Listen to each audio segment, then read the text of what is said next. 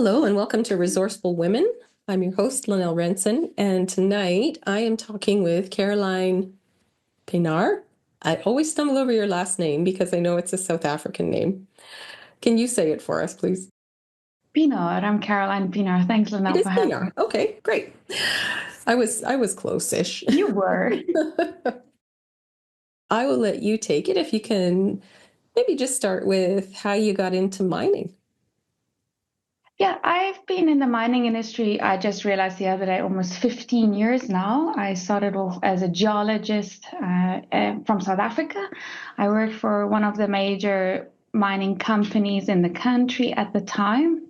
I started my career as an underground production geologist on one of the deeper gold mines, roughly at like 2.2 kilometers. And then I spent most of my career working for this organization and had the opportunity throughout a couple of avenues to sort of change my role over time. And we can talk about that a little bit later. And then I was in that sort of sector and industry up until I immigrated to Canada, which was in 2021. And yeah, I've been since then been out here. And what brought you to Canada? That's a pretty big change. That was a pretty big change for us. We came to visit Canada in 2017, and we've always had this dream of, moving to Canada, moving abroad. We're very outdoorsy people, my partner and I, so we came and we experienced it, and then we went on a trip the following year to a completely different destination, and then decided, Canada is where we see our forever home being. So we started the process. So it's a combination of, our outdoor lifestyle and then employment opportunity. South Africa has a very mature mining industry.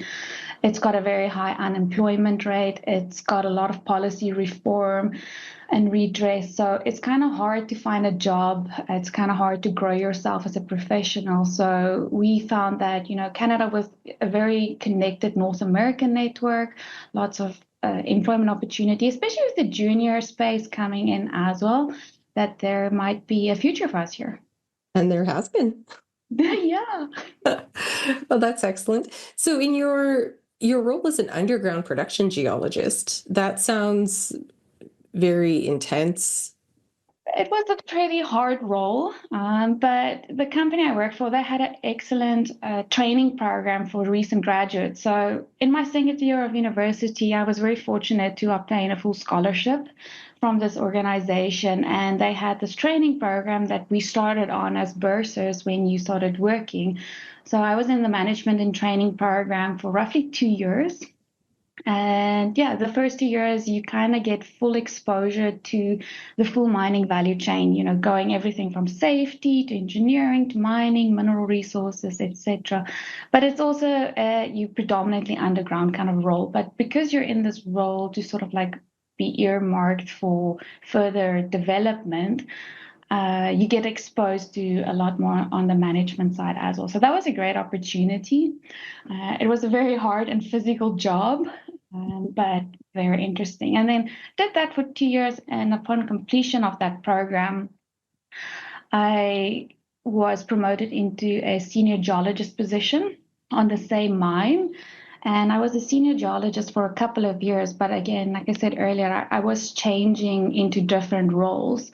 So it was in production at first, and then I moved more into a project role where I had the opportunity to work with the Innovation Consortium, which was the company's approach to seeing how we can remove people from the risk and use technology to safely extract the gold, essentially, because I've been purely in gold. Mhm. And then making sure that, we try these different things in terms of gaining geological information, effectively extracting it, but still making it economical. So that was a great project and like, part of my career to be part of that whole aspect as well. And then after completing a couple of degrees, I then switched over and got the opportunity to take on a role at the head office, which gave me exposure to working with the international team. So that part in my role, I worked predominantly with operations in Africa, and that was a multicultural experience because it was West Africa and East Africa. So you had to work with like French for the first time, and different cultures and all these things. Uh, Uh-huh.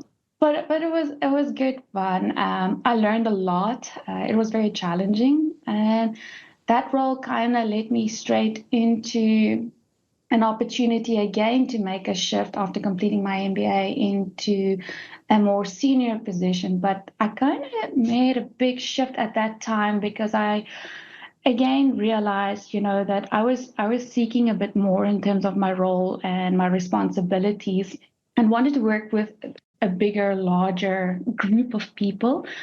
And at that time, I switched into a role that was on the business improvement side, and it allowed me to work with the international group. So the company had operations in Australia, South America, and then of course Africa.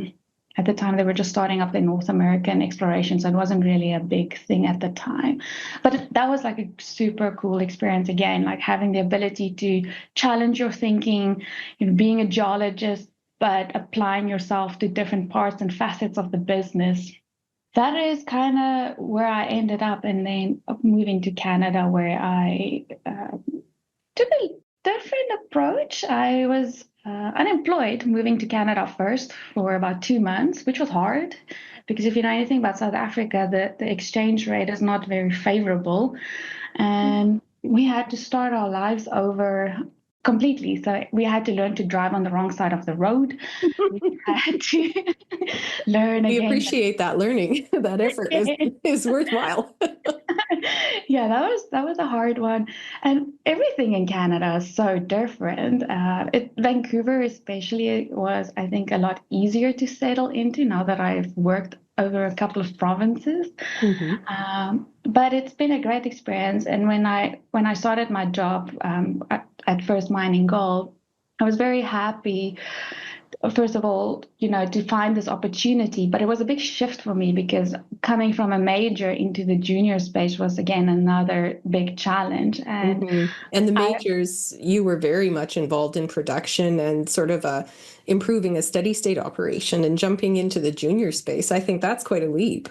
yeah, it was a leap because you're focusing on safety and you're focusing on reducing your all-in cost and finding more resources, close to the mine and just optimizing how you extract the gold. Especially underground mining, it's very, narrow Hmm. and small spaces. But your approach is completely different. And then coming to the junior space, and it's just like, oh, you're starting from like with a blank canvas almost, and now you have to like build up these targets and build up these projects.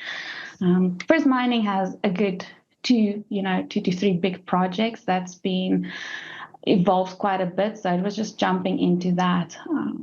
And then, yeah, I've worked my way up into my current role, which is the exploration manager. That's awesome. One of the things that I hear in your story that I hear in quite a few mining stories is the opportunity for everyone, especially for women who feel like they want to go and be bold in the world. Mining can be such a global experience. That was one of the reasons I was really happy that you said yes, is because you can bring the feeling of coming from somewhere else to Canada. And my start in the industry was obviously in Canada, and as an accessory, I jokingly call it my 20-year internship. When we went international, I did a lot in those years, and it was fascinating to see the different cultures. And that's one of the things in your story that really resonates with me, is because you're having Canada was your destination, and it was my jumping off point as well. So in your adjustment, you're saying that Vancouver was easier to adjust to. Why do you think it was easier than like kind of jumping into a different spot in Canada?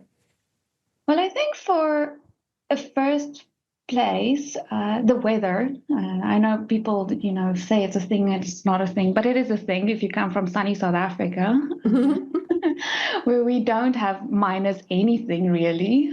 So that was, I started working with the company in December, and in that January, I went to site for the first time, and it was minus 35 or something ridiculous. It was so cold. So the weather is definitely the one. Vancouver is more forgiving for me. But Hmm. I think for me, as an immigrant, it's got a very diverse culture. The city is quite diverse in people from different backgrounds, heritage, and everybody is here to, find their forever happiness, essentially. So it just resonated with me. I'm not saying it's not in all of the other provinces, but it's something that, resonated with me here, that it's so diverse. When I go to the gym, I always try and find the Canadian because there's not a lot of Canadians. It's a lot of diversity in terms of people coming from South America or the Middle East or wherever. So it's quite nice. Hmm.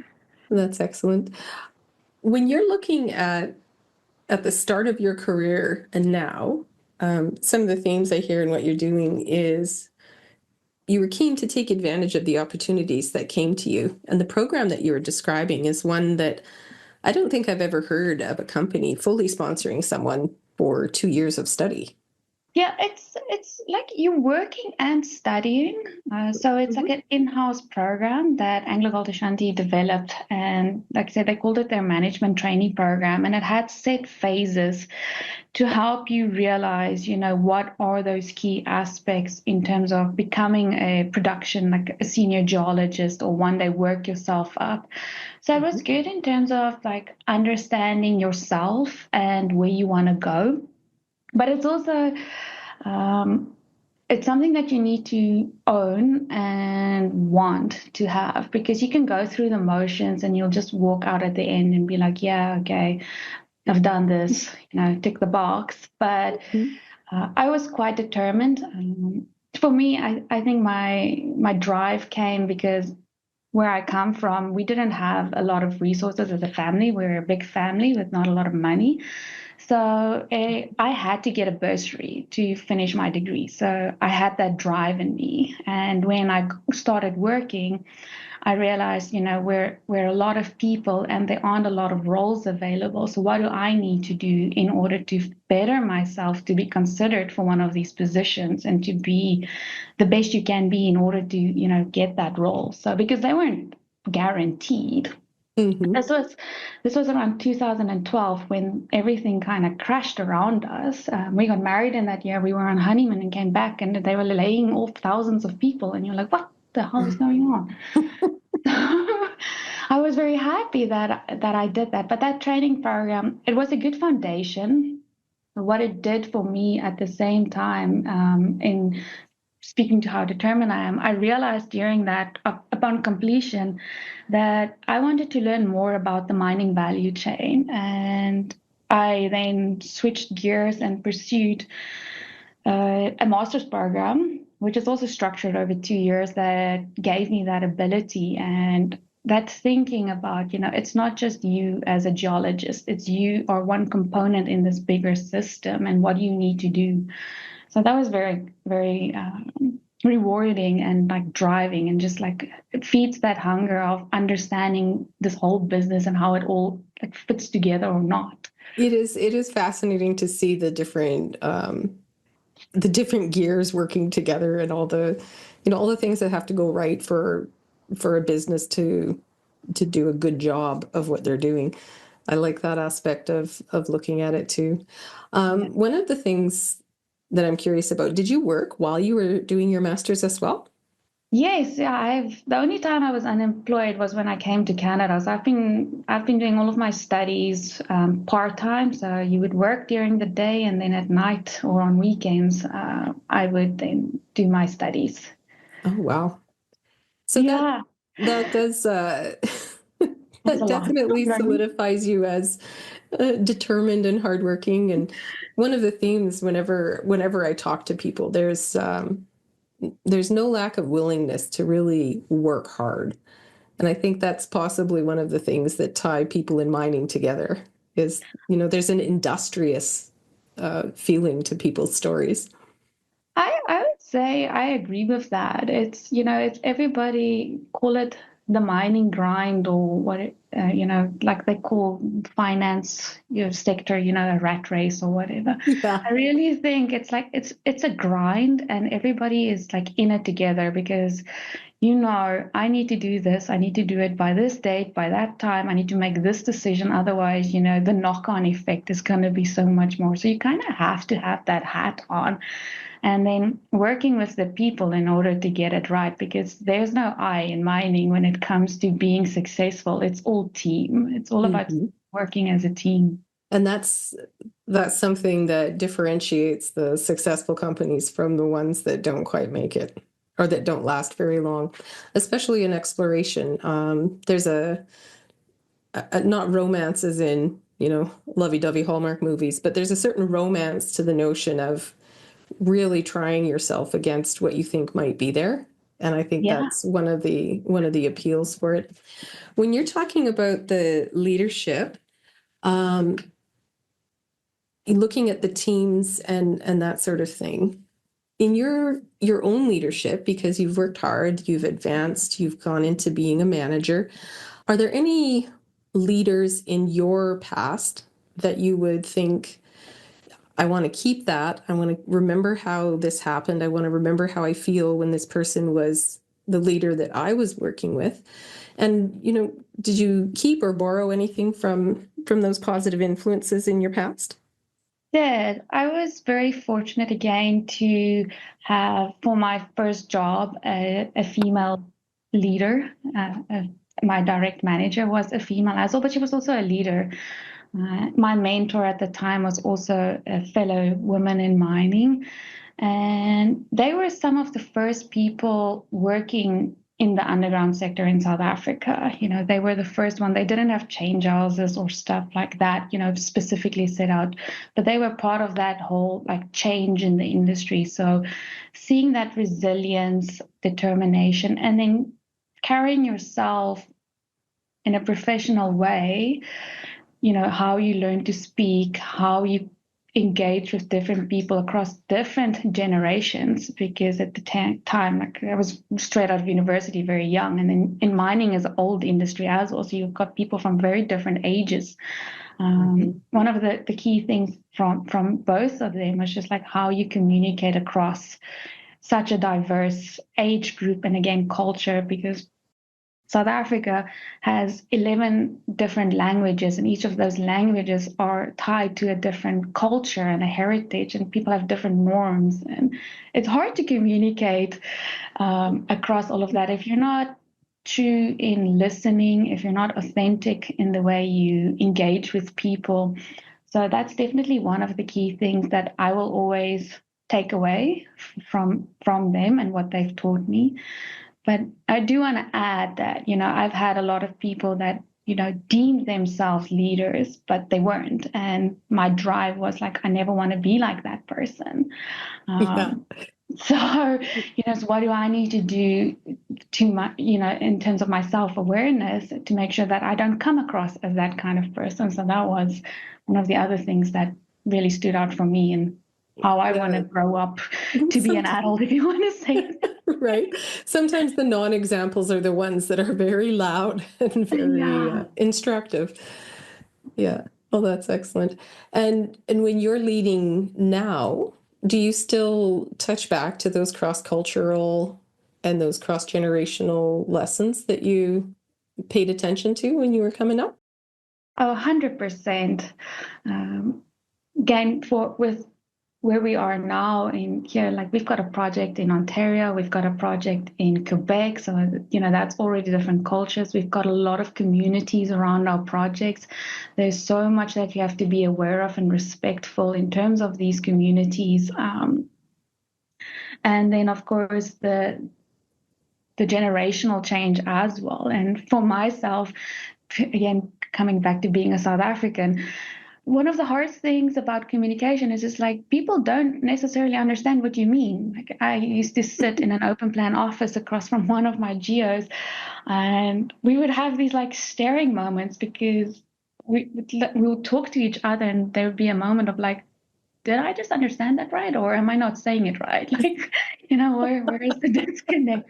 And then it makes you aware that, I have to change the way I say things, otherwise people don't understand me. So it's again a lot of awareness. But in terms of, coming back to your question, it's definitely still highly applicable. I think, building a team and growing a team and working together as a team or growing together as a team, these are things that are so important, like having that ability to communicate. And we've got quite a diverse age group in our group as well, so it helps. When we're looking at, you're 15 years in, so I would say that you're past the early career stage, but I wouldn't think of you as being mid-career. So when you look ahead, what do you hope for your career in mining? Do you see yourself being a career miner? There was a point in my life where I thought I had to get out because of the way the world was going. And coming back to it, I think you'll forever be, call it a miner, if you start off in this industry. Like, if you truly enjoy what you're doing, if it challenges you intellectually, I do think that it's something that, will help you drive and strive. So for me, I would say I would forever be in this industry unless it kicks me out, which I don't hope so. But the economics of the world is a scary thing. We never know what's going to happen, but I definitely see myself growing, continue to grow in this role, in this sector, out of the junior space, understanding, there's so much to learn still. I spent how many years? 11 years, 12 years in deep level gold mining, now coming to the junior space. So I've still got a journey and a ways to go. One of the things that hits when you say that is the challenge and that you have to like it.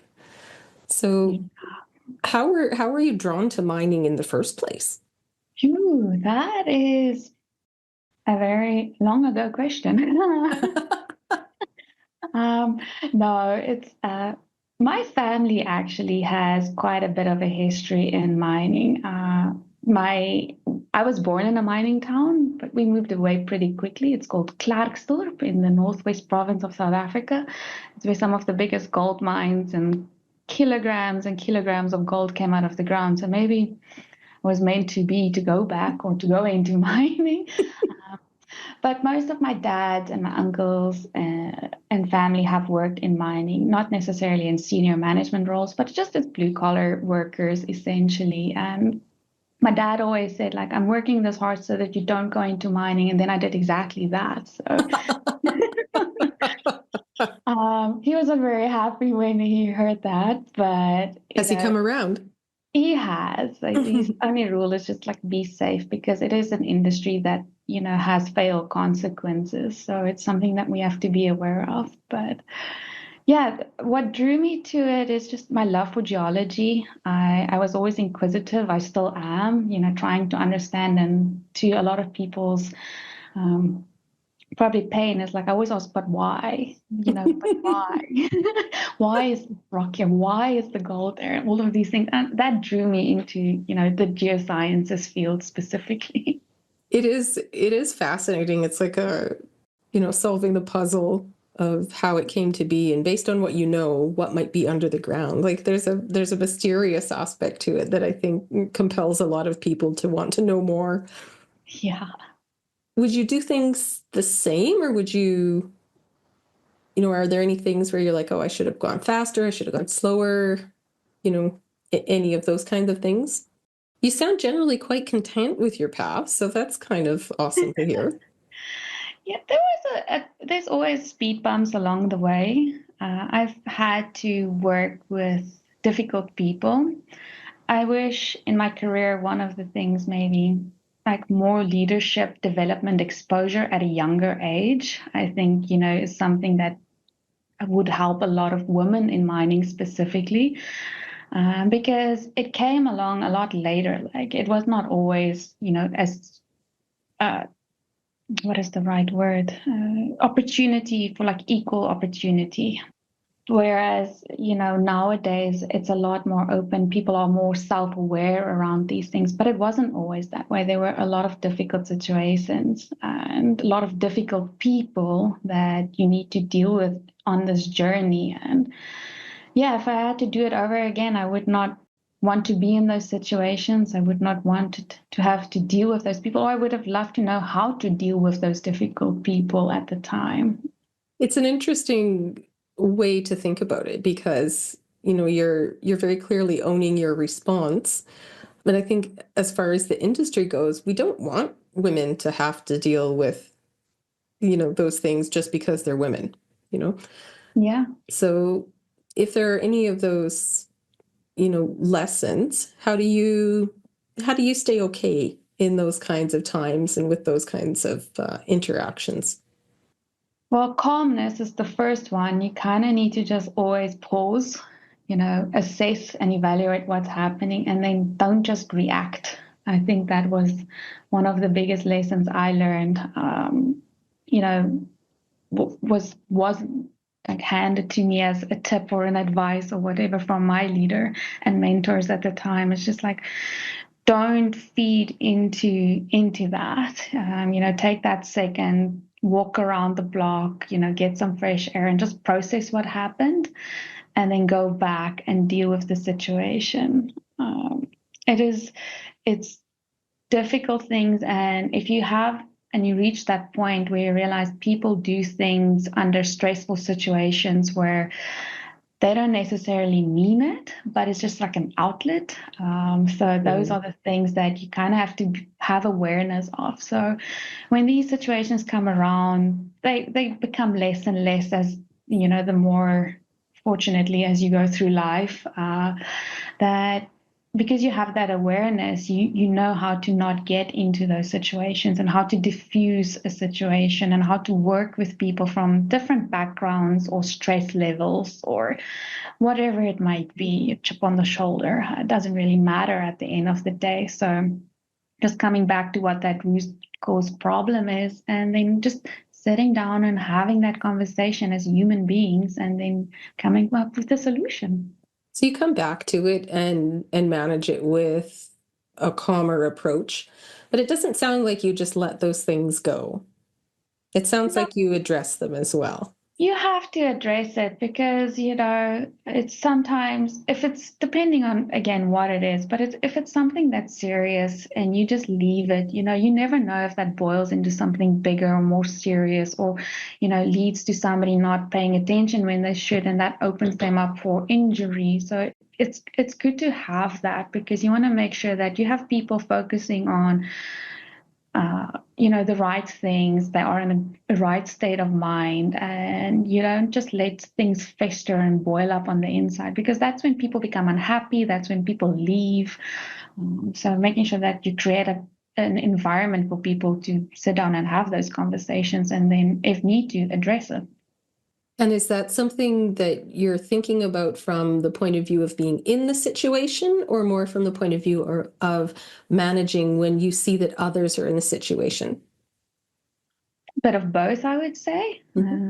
Yeah, it's definitely on both sides because, again, if you are working with a team, building a team, you're growing a team, especially when it's like, in the gist of it, and it's like a high pressure time or period, you need to be aware and be part of the people in the activities to pick up on these things first of all, and then if something comes up, deal with it because you don't want people to get to that level. And then on the other side of the spectrum is like if you do see something coming up, like having that ability to approach management or your seniors or your peers, and just be like, listen, we need to talk about this. It's interesting to me. Do you find it's generally easier to take things up, or is it easier to manage them peer to peer? Ooh, that's a I'm good not question. sure. I'm kind of just pondering that one out loud. Um, I think it depends. Julie, again, I'm in a very fortunate position now where I've got good relationships going both directions. I have the comfort in knowing I can go either way in terms of addressing these things. But I do think there is a lot of people who don't have that or have the confidence or, the know-how to deal with these things. So they just, don't. So I think for me, it's either way, it's difficult, but sometimes it's also just as easy depending on, where you are. Yeah, I think it's, as you say, it's very situationally specific, but it sounds like your experiences with the difficult people have helped you tune into when things have become difficult and, picking and choosing your moment to discuss it more in depth. I think that sounds quite wise to me. Yeah, oh, that's what I've done. It's like just diffuse yourself. This is what I always say. Nothing good comes from being angry. Yes. And I think there's a very straightforward approach to what you're saying as well. And there's a lot of personal ownership into how your day goes. And I don't think it's a coincidence that you have those relationships now that you mentioned being positive and productive and, where you're able to really work together and talk about things as a team. Yeah, I think and it also comes down to like, a lot of good communication. Like we have set up, everything in ways and, we've grown as a group and just in general as people as well, like have that comfort with who you're working with. Male, female doesn't really matter. What people you need to make sure that you've got that ability to communicate with them. So making sure that you set up platforms or avenues for people to reach out or to have one-on-ones or to have group discussions just helps. And if everybody knows what the common goal is and what their roles and responsibilities or parts in the game is, it just helps people to go the right direction. And then having accountability drives people to make sure that they truly understand, what the common goal is. I like that hearing the focus on results helps to clarify a lot of things as well. Yeah, we Um, we spend a lot of time, taking everybody because we have a lot of, young people working with us as well. Every year we set up these sessions where you kind of take everybody through the objectives and you're like, this is what we are here to help achieve. Like, and this piece of rock that you're chipping over here, how that's going to play into the bigger picture and what is happening with that piece of rock, walking it through that entire process. I think it's so important to have line of sight or visibility on, what the end goal is. And then it just helps create that buy-in.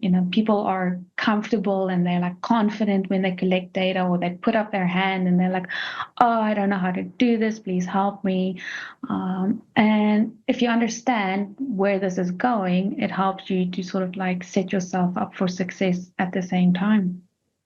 It sounds too like when you're building the team and you're working in that sort of manner that you're able to have confidence in the results that your team is generating because you know that they're comfortable asking questions. So you know that they won't just, you know, miss something because they're afraid to ask.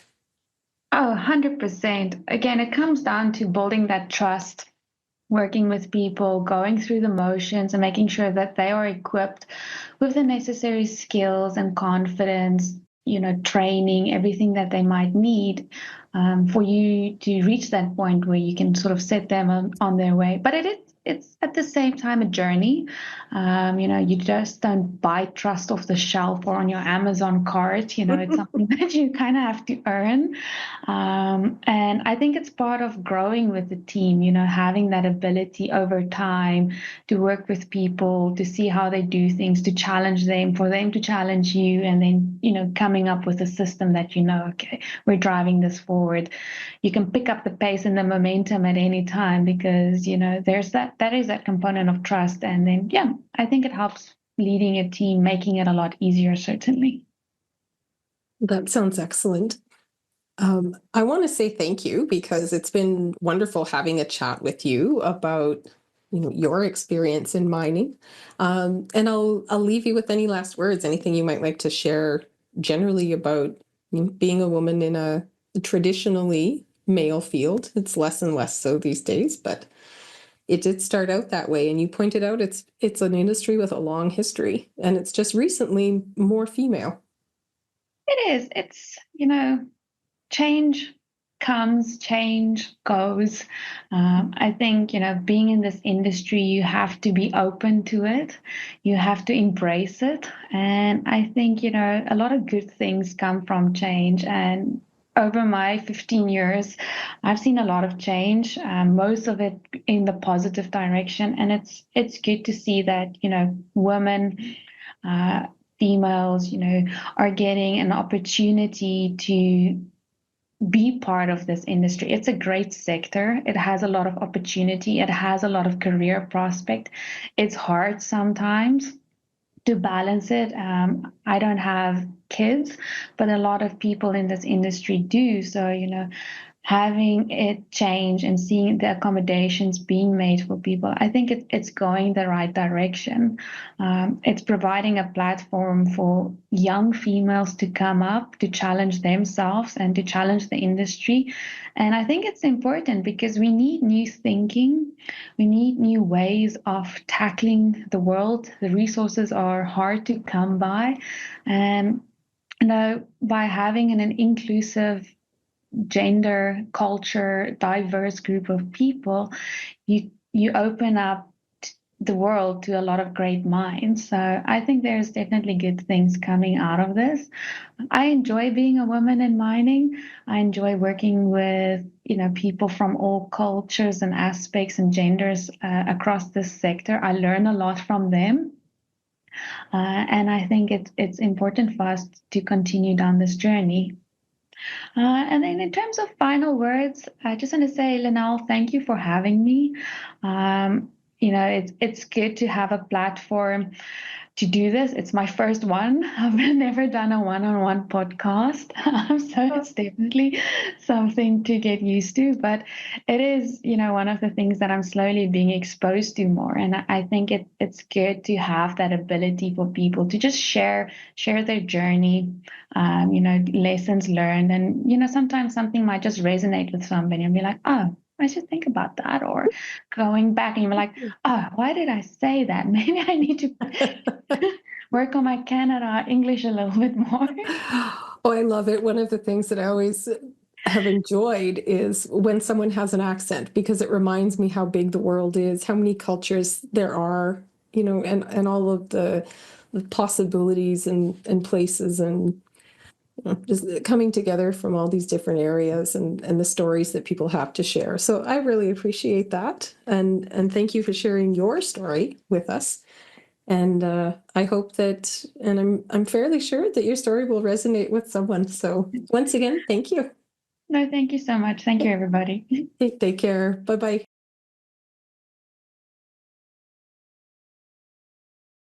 Resourceful Women is a product of the Prospector News. Opinions expressed in this podcast are those of the speaker and speaker alone. Resourceful Women is for educational and entertainment purposes, and nothing in the podcast should be taken as investment advice. Always consult with a licensed personal financial advisor before making any investment purchases.